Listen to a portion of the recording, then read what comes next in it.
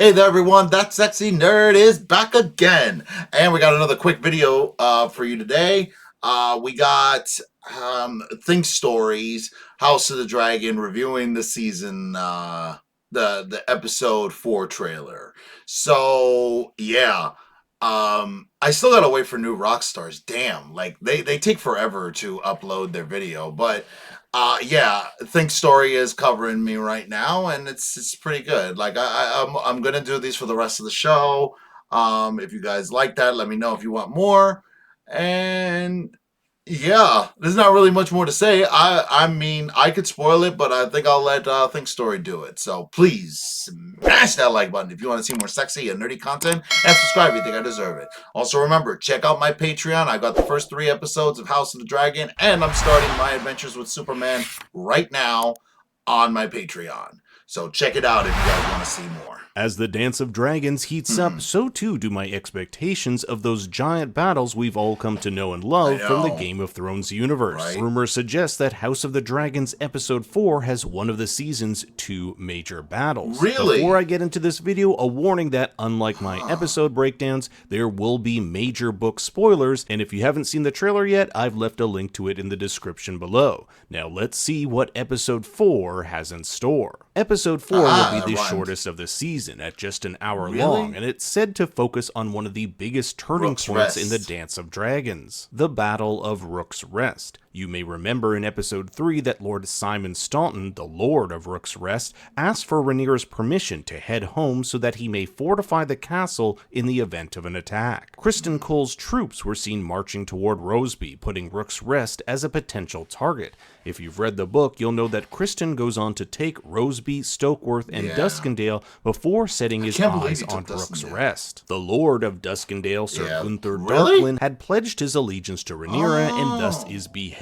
He is the nephew of Sir Steffon Darklyn, Lord Commander of Rhaenyra's Queensguard. Here we have a soldier atop the ramparts as Criston's army waits along the edge of the forest. In the book, Criston holds off on attacking, preferring to starve Lord Staunton instead. This is all part of a calculated plan to force Lord Staunton in asking for Rhaenyra's aid. Criston wants to lure Rhaenyra into a trap, for he has hidden several dragon-killing ballista as well as 2 dragons, Vhagar and Sunfire, to kill anyone in their path. Last episode we saw how Aegon held himself back from going to war, but you know, I'm going to say this now too, and I'll say it in my other videos, but at least I'll be putting this on YouTube. Why the hell have they held back on Sunfire? They sold him for 1/10 of a second in season 1.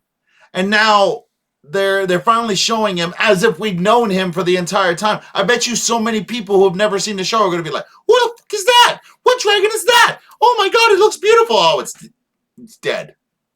it looks like something has changed as we'll see him atop his dragon, Sunfire. Really. Here's Alicent talking to Larys Strong. We can make out his cane on the left here. Really? I just hope her feet are covered. Check out this shot of soldiers under the House Darkland banner. This may be the Battle of Duskendale, for the next shot is of Criston's army readying their arrows in House Darkland's direction. In a later shot, we'll see that soldiers from House Darkland fight along soldiers from House Roseby and Stokeworth. So it looks like the show is combining the takeover of these locations into one battle. Okay, but again, some of the choices here like make me mad because like if you're gonna do that, then why can't it be one big battle? I don't know, or maybe they're all avenging Stokeworth. I don't know, maybe, but because if that's the way it happens, that'd be freaking awesome. But still. Here we have a soldier loading a crossbow along a rampart. My guess is that this is a member of House Staunton at Rook's Rest. Aegon sure seems conflicted in the trailer. He slams his small council ball and looks like he doesn't know what to do. Alicent has taken a bit too much wine and openly chastises her son, the king, saying, "You might be half the king your father was." We've seen how much importance Aegon places on himself being seen as a strong king, so I think this is what will push him over the edge and join the battle. He wants to prove himself as a strong king and leader. I thought he was going to join the battle last time, but he's like, no. Aegon even says to his mother, "Tread carefully." To which she once again defies him, stating, Or what? "And I'd be drinking wine too if I found out this entire war was started all because I misinterpreted the last words of my dying husband." Here we have Sir Criston and his knights escorting a man, likely Gunther Darklyn, to be beheaded after the Battle of Duskendale. Duskendale is a port town, so this location would make sense. We get a better glimpse of Gunther here as Criston addresses the surrendered Darklyn soldiers. Check out the shields piled up beneath Criston's horse. He gives them an ultimatum: pledge their allegiance to Aegon and join him in battle, or perish. Here we have a bloody Sir Gawain. Gawain doesn't fancy Criston all that much. Criston took over the job his father held for decades, and he's got to suspect something's going on between him and his sister. I wonder if this relationship will change, since there's nothing like war to forge strong bonds. And Criston did save Gawain last episode as they were chased by Baela on her dragon. I feel like, though, it's not going to end up like that. I feel like what's going to happen is Criston Cole is going to betray him, like push him out of the way. Because I honestly thought he was going to push him out of the way so he can get away.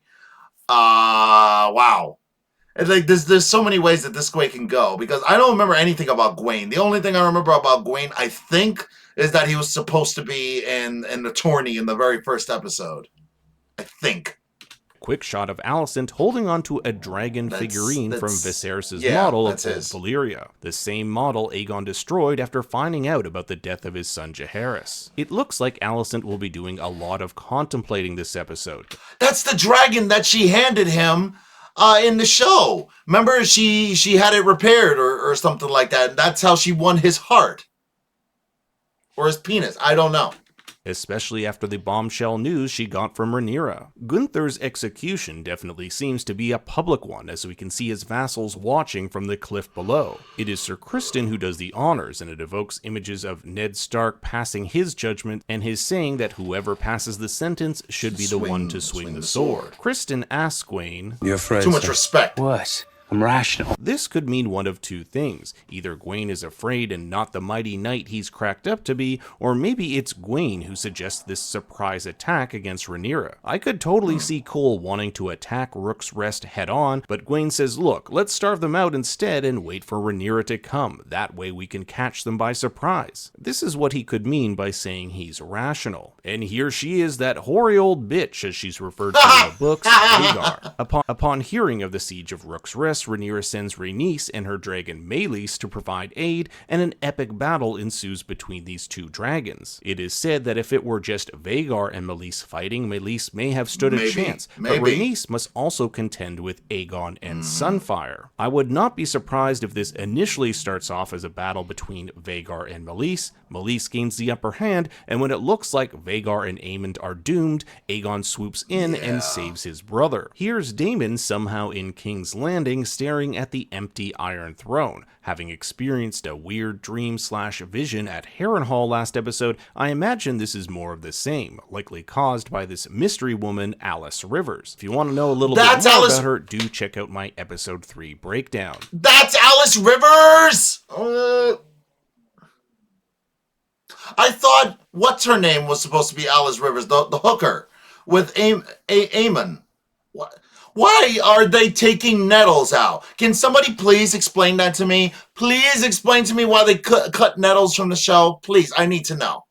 This is one of my favorite shots in the entire trailer as Criston's army descends upon Rook's Rest. Here we see Rhaenys on Dragonstone with Meleys in the background. She is likely getting ready to take off towards Rook's Rest, where she will meet her unfortunate demise. It makes her goodbye with Corlys last episode all the more important. Some action shots of Criston in battle, followed by our first good look at Aegon atop Sunfire. This is him leaving the dragon pit in King's Landing. Here's another great shot. Gawain looking a bit shocked. Perhaps he's witnessing the hundreds of men that will be burned alive in this giant battle, or maybe he's witnessing the moment Vhagar, Sunfire, and Meleys crash so hard into the ground it is said stones fell from the battlements of Rook's Rest half a league away. Criston here giving a pep talk to his men. Is it just me, or does it look like he has a scar across his right eye? Rhaenyra comforts her son, Jace. He's been wanting to prove himself in battle since the death of his brother Lucerys, and I'm guessing he's asking his mom to go to to Rook's Rest and she says no. The book states Rhaenyra had a mother's heart that made her reluctant to risk the lives of her remaining sons. More carnage from war ensues and Aemond escapes flames as Vhagar looks as though she's in pain. This surely looks like it's going to be an epic battle. The preview ends with Rhaenyra's crown falling on the ground, but the blurry background here looks to be the Iron Throne. I'm guessing this is part of Daemon's dream sequence, which would tie into all this history of whether or not he ever wanted the crown. The aftermath of the Battle of Rook's Rest is grim indeed. Rhaenys is burnt to a crisp and her dragon Meleys dead. I feel that it's going to be the other way around. I feel like Aegon is going to come out and like be like, oh, I'm going to win. And then Vhagar comes out of nowhere because that big scene out of there. And it makes a little bit more sense, especially after that whole scene where they had the whole him cock blocking him with in the hooker's place. Imagine. It kind of seems better that way.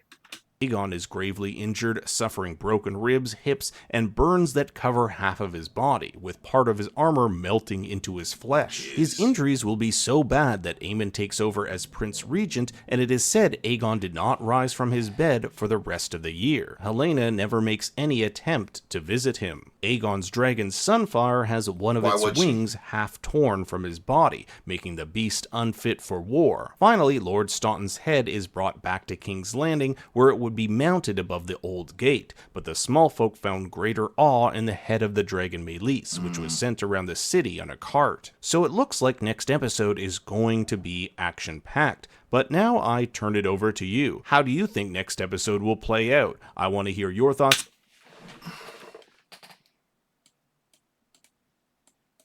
Well, I would let him know what I think, but I think I already said so.